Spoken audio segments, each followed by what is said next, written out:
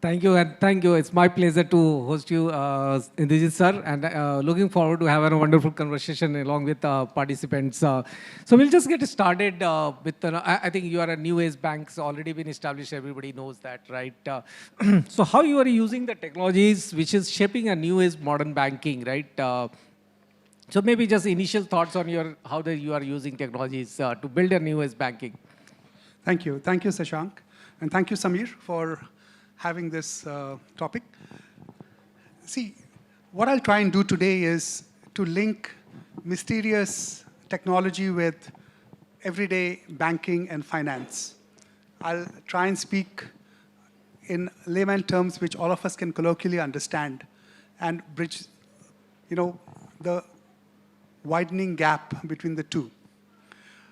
As you know, Unity Bank is the youngest bank in India. We just started 3 years ago. And that gave us an opportunity to leapfrog into new age technology. So by that, what I mean is we didn't have the legacy to tie us down. We had the option to choose, we had the option to explore, and with the option to build our own journeys in the world of finance. Let me start by saying, I find a diverse cross-section here. Many of you are, Gen X, but some of you are Gen Z here. And Gen Z, as you know, is born after 96, so you're pretty young, and you understand this a lot more than Gen X normally would. In the times we grew up, banking was very straightforward. There was a very rock-solid building, bricks and mortars. It had a teller cage with a lot of money behind it. It probably had a safe below where everything was stored overnight. And life went on very peacefully. Then India came of age. And India became very tech-enabled. The best minds in the country came about in India and set up a revolution around the world. They set up the unicorns, set up new enabled software, and gave us an opportunity to rethink, can the two ever get married? At the same time, on the sidelines, NPCI came up with unified payment interface. And now, NPCI is coming up with unified lending interface. So we also had sponsored institutions by governments and banks to actually bring us into technology and bring us into this age where we could work together. But it was not without hiccups. From 2018 to 2023, the movement was to go towards technology fairly without understanding how our feet were on the ground. A lot of things happened on the fly, and thereby laws of the land, Reserve Bank to be specific, were flouted. Reserve Bank came down heavy last year. And that made everybody rethink all the technological institutions, all the banking institutions, which made us reassess everything together. And today, in 24 and now entering 25, I think we are working better. We are working more harmoniously across banking and technology to deliver to the customer safe and good, high-quality customer experience. But before I carry deeper into this conversation, back to you, Shashank.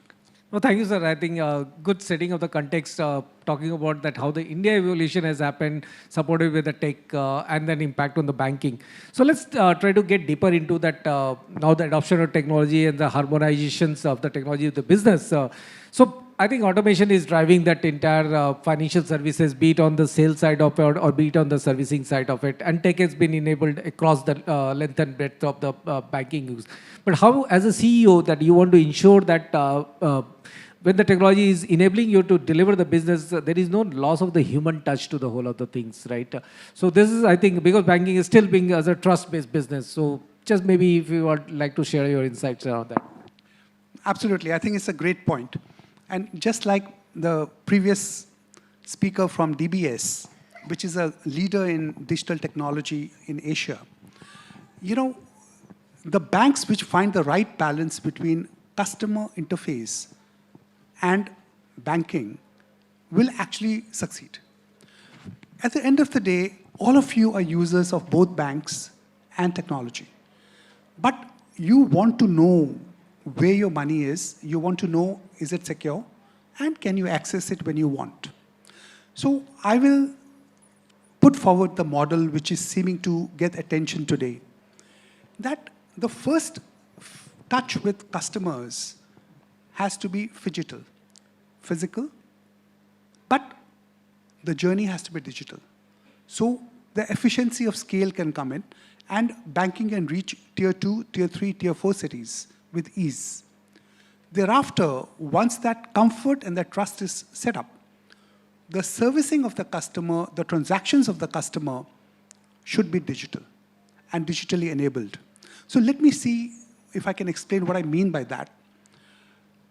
To acquire customers, all financial institutions reach out by various channels, social media, out of home, below the line. All methods are being used. And that's the first contact. Once the customer decides, yes, in my scheme of things, this bank makes sense, that customer is enabled through typically tablets or smartphones to do yourself DIY journeys and open the account. It's only one stage that the bank really comes in, which is know your customer.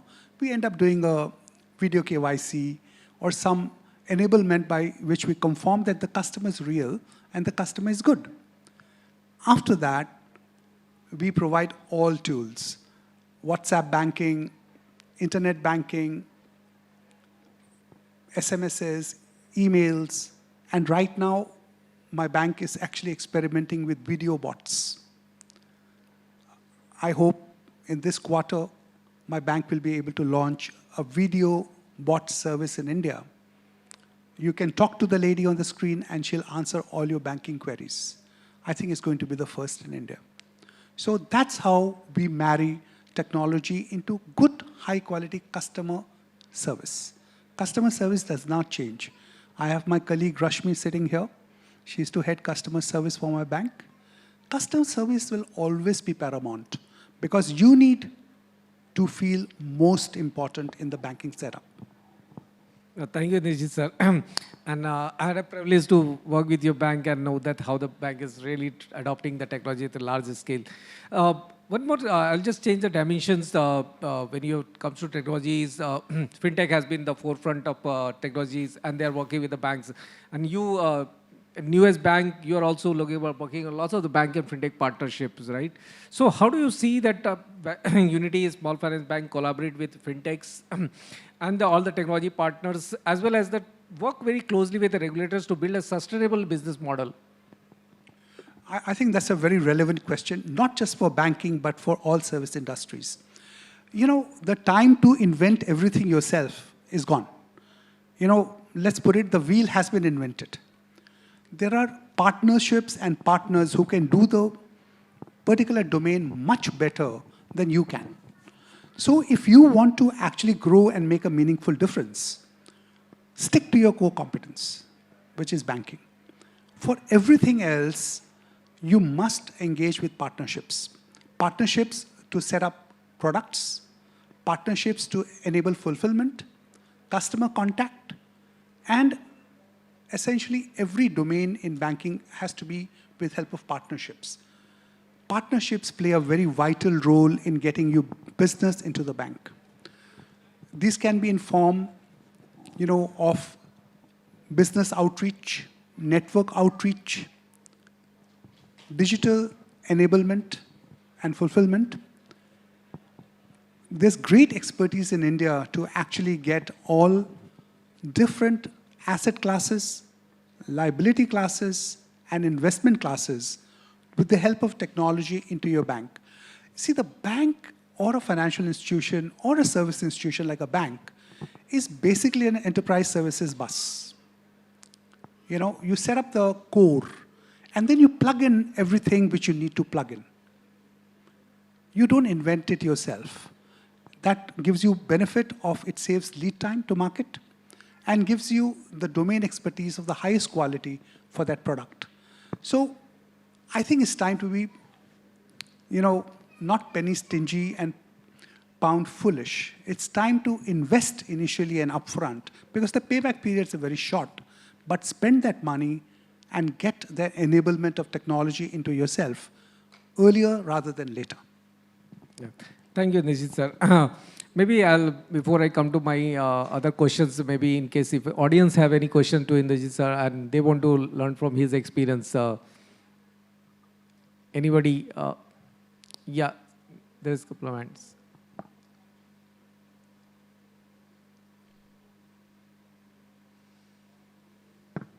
Hello, I'm audible, sir? Yeah, So, I'm Neeraj from Inderjit Technologies. So, my question is, you were telling about the customer experience. So, what's your views on Gen AI enhancing customer experience, especially in the banking sector? Gen AI is a very powerful and a very important tool which has come to us at the right time.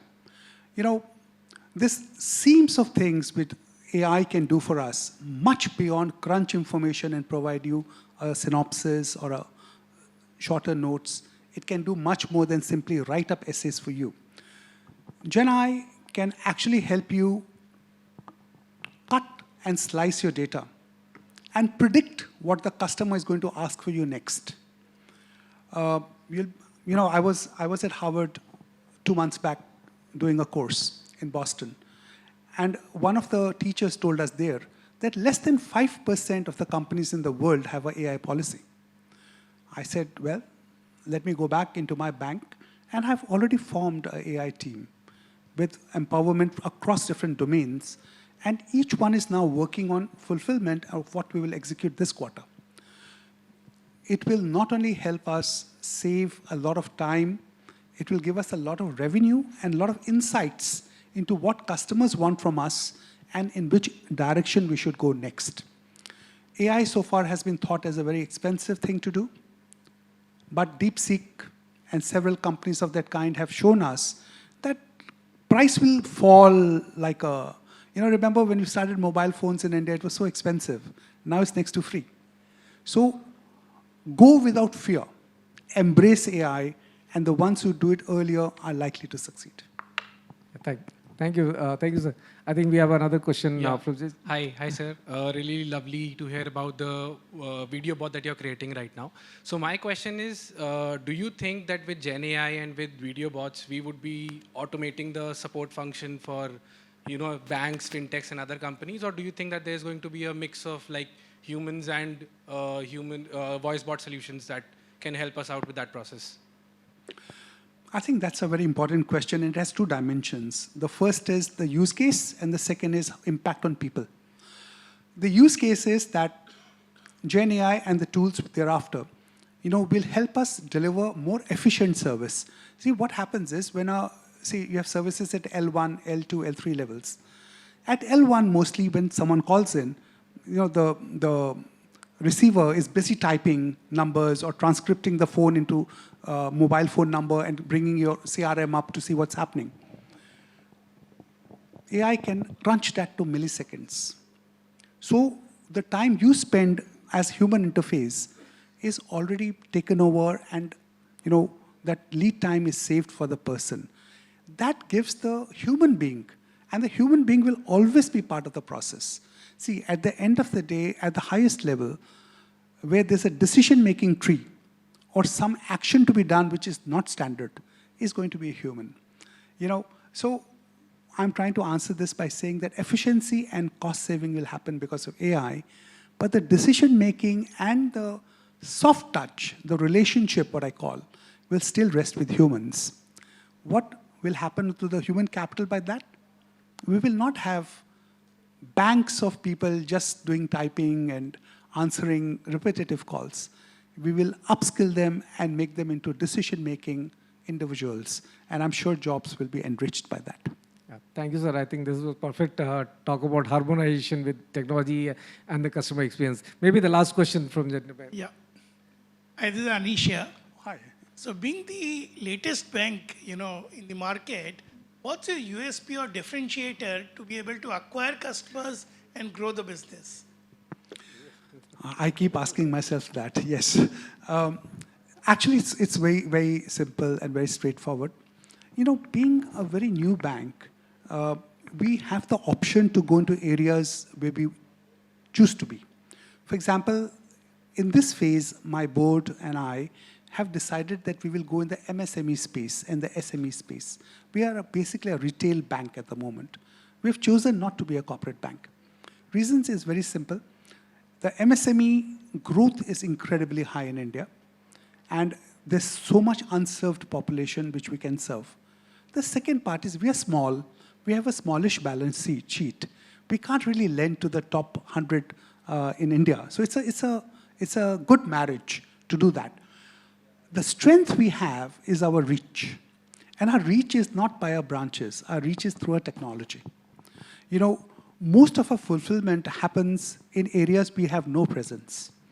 We have digital tabs. For example, our last mile program, which is in villages, is all done on tabs. There's no paper involved at all.